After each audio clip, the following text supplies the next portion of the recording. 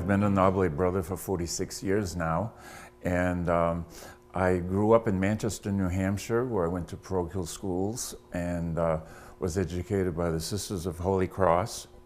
And I first met the Oblates, actually it was my uncle Paul Cote, OMI, and I remember the day very vividly when I was in my first year of college, and I was discerning with my spiritual director about a vocation.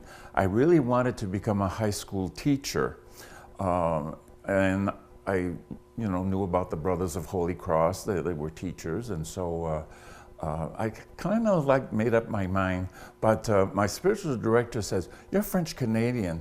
He says, you shouldn't go with the Irish, the famous Irish of Notre Dame.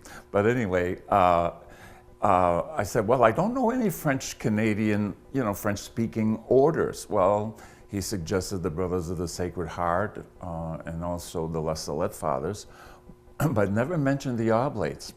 So one day when I went to see my Uncle Paul, and I announced to him, of course, with Uncle Paul, we always spoke French. And French is my official my birth language. And so I went to tell Uncle Paul in French, I think I want to become a Holy Cross brother.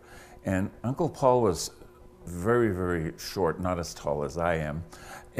But he was very well respected, and we respected his opinion. And he said to me in a very loud voice, "I don't want to hear another word about it. You're going to become an oblate." And so it was like St. Paul being thrown off his horse, if you wish. And next thing I knew, Father George Sirois was coming, the vocation director was coming to see me.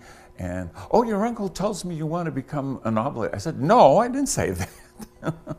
And so anyway, I didn't regret the decision. And in 1968, I began my training as a brother.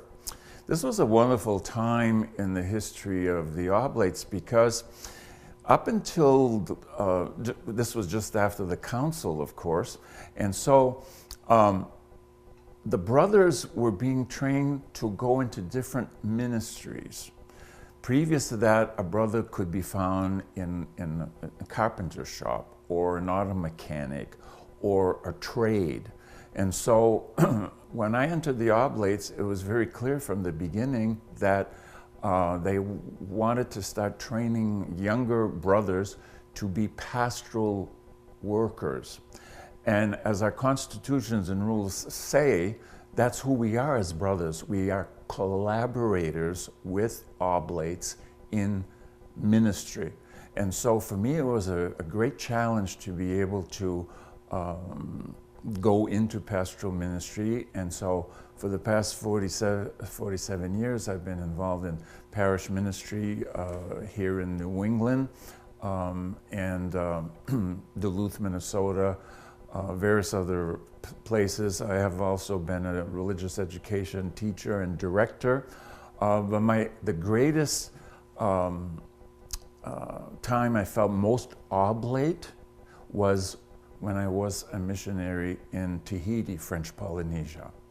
And there we had a wonderful community life, and it was a very rewarding experience, and so I'm grateful for that. In fact, to this very day, I say a lot of my daily prayers in Tahitian.